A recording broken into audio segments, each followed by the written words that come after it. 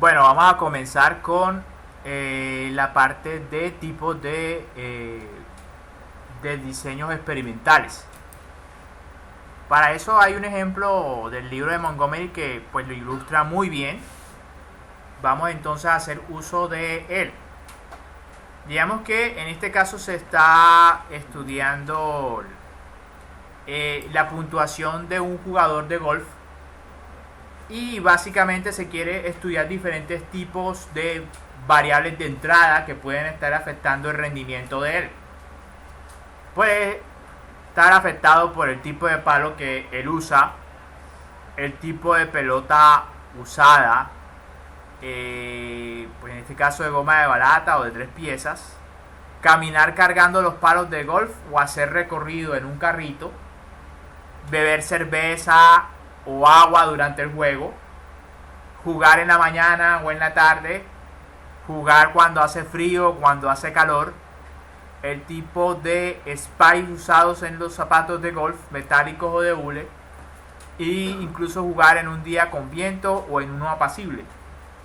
Si se dan cuenta, es un caso en el cual pueden haber 8 factores diferentes que pueden estar afectando el rendimiento. Una de las estrategias de diseño experimental es de un factor al tiempo, que básicamente consiste en hacer no un experimento con 8 factores, sino 8 experimentos con un factor. Es válida, pero realmente la teoría de diseño de experimentos lo que recomienda es hacer un estudio de un experimento con 8 factores. Si lo hace de esa otra forma, puede obedecer a restricciones económicas o de tiempo u otras.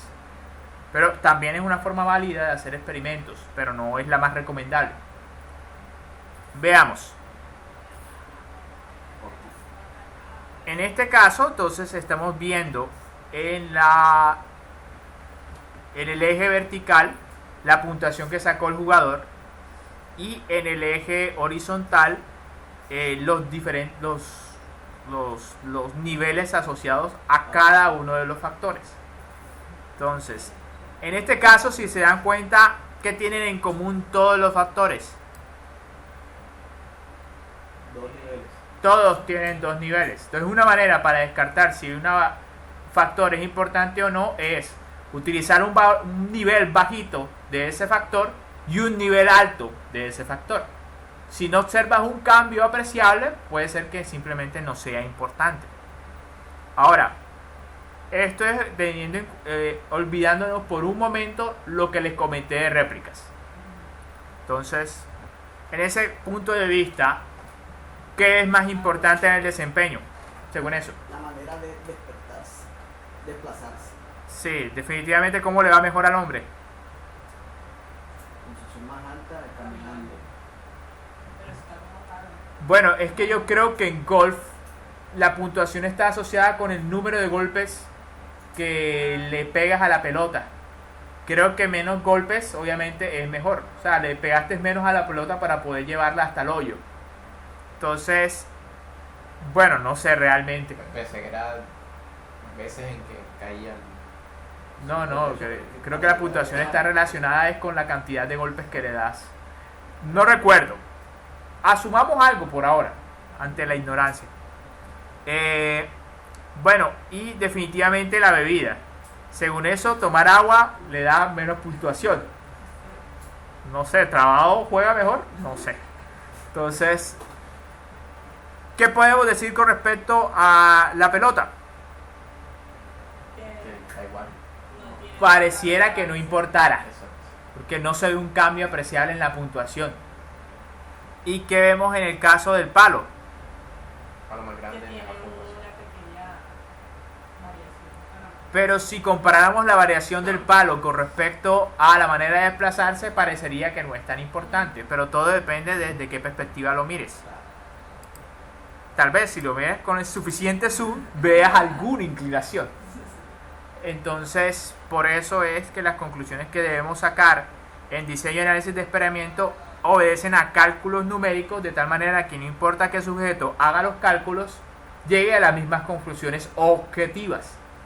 Entonces, Bueno, esta es una estrategia de diseño experimental no muy recomendable. Veamos otra. Esa fue un factor al tiempo. Es la que menos recomiendo.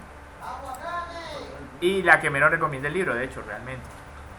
Ahora, estrategia de 2 a la 2. Es decir, estamos mezclando varios factores al tiempo con diferentes niveles. En este caso, pues, obviamente, esta ecuación funciona de la siguiente manera. Esto representa la cantidad de niveles de cada factor y el exponente representa la cantidad de factores. Si hubiéramos hecho este experimento con todos estos factores, ¿cuántos hubieran salido mínimos sin réplicas? Hubiera sido 2 a la 8. 2 niveles elevados a 8 factores. ¿Cuánto sería? 64. 64 experimentos. Mientras que... o 64 corridas experimentales. De esta manera, ¿cuántos hubieran salido?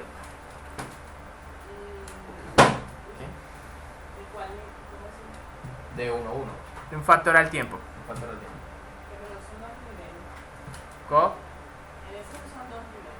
Ah, bueno, 2 elevado a la 1. No, realmente No. sería simplemente 2 niveles por cada uno de los factores. 2 por 8, 16 experimentos. Obviamente se nota la diferencia de esto. Obviamente desde el punto de vista de cantidad de tiempo y recursos resulta que es más favorable, pero te impide ver si hay una interacción o una influencia entre uno y otro. Por ejemplo, puede ser que el tipo, según esta lógica, para sacar más puntuación, ¿qué debió haber hecho el hombre?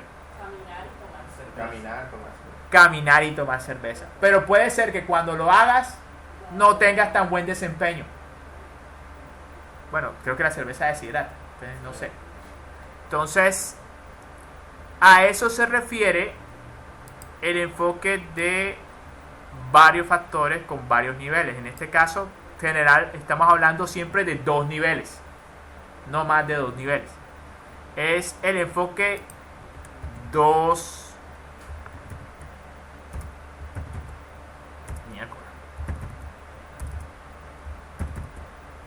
a la K.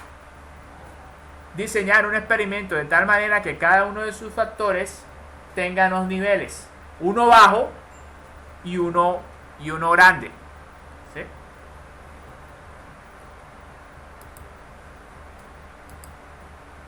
Entonces, esto me va a representar a mí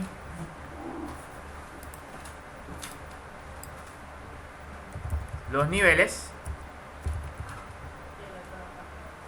Y esta es la cantidad de factores.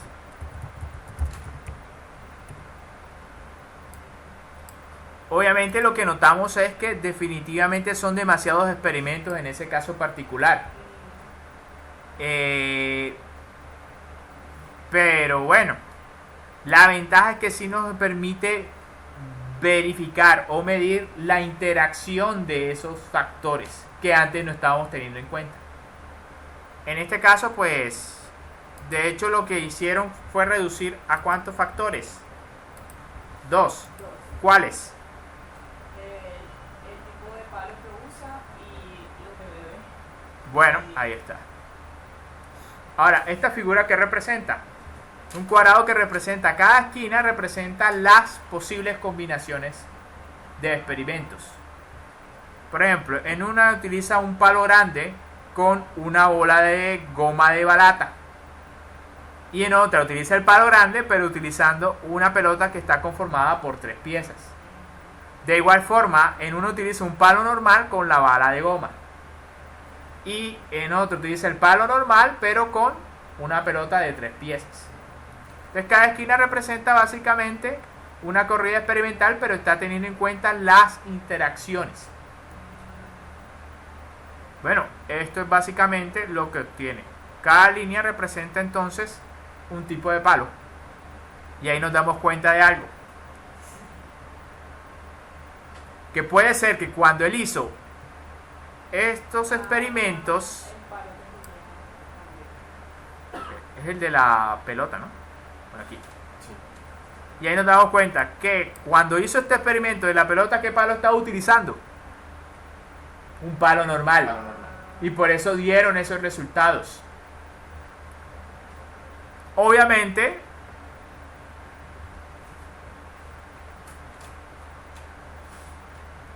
y desde el punto de vista del... Bueno, ¿esto qué pasó aquí? Palo grande con agua. Ah, bueno. ¿Qué quiere decir esto? Que cuando hizo esto, utilizó un palo grande. Puede ser que no hubiera sido el mismo resultado que con uno normal. Entonces puede ser, no sé, que él tomó cerveza y tenía más ímpetus. Y con el palo largo entonces podía llegar más lejos, no sé. Pero definitivamente ese tipo de interacciones no las pueden ignorar porque sí.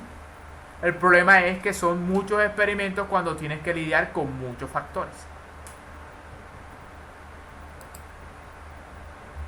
Veamos otro tipo de experimentos. Un 2 a la 3.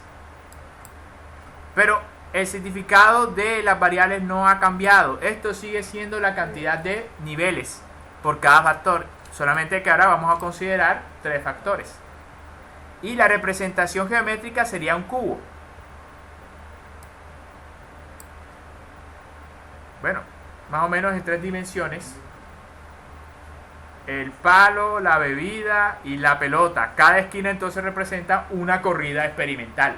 En ese caso mínimo, ¿cuántos tienes que hacer según la fórmula y según la figura geométrica? 2 a la 3, ¿cuánto es? 8 esquinas del cubo. Pero básicamente puedes emplear esta ecuación para predecir cuántos experimentos tienes que hacer. Recuerden que tenían que hacer réplicas. Así que si van a incluir al menos una, no son 8, sino 16 experimentos.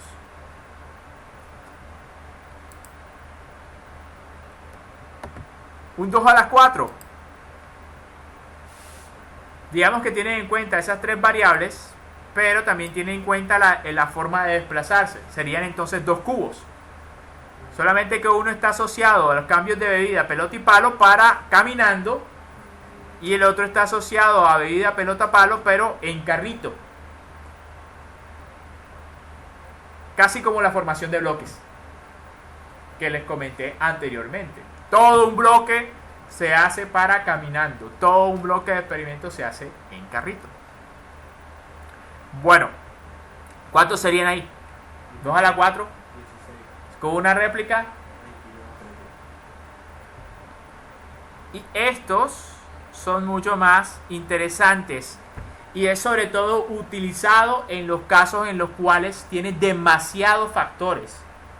Y no tiene mucha información de ellos. En algunos casos, porque usted tiene información de la bibliografía, básicamente puedes descartar la importancia de algunos u otros factores para entonces dejarlos fijos y que ya no se convierta en un experimento muy grande. Bueno, cuando no tiene mucha información de todos los factores, entonces lo que es conveniente es fraccionarlo. Es decir, no vas a correr todos los experimentos. ¿Qué sacrificas ahí? Vamos a ver. Digamos que estamos hablando del 2 a la 4 que hablamos anteriormente. No vas a hacer todos los experimentos, es decir, no vas a hacer todas las esquinas de esos cubos, sino unas cuantas. El mismo programa de esta gráfica te va a permitir entonces fraccionarlo y elegir qué experimentos se hacen y cuáles no. Entonces, creo que los que están en círculo son los que sí se van a hacer. Los que no serían estos. ¿Qué sacrificas? Que no puedes evaluar todas las interacciones, pero al menos puedes evaluar, entre comillas, la mayoría. O la más importante. O las más importantes, entre comillas.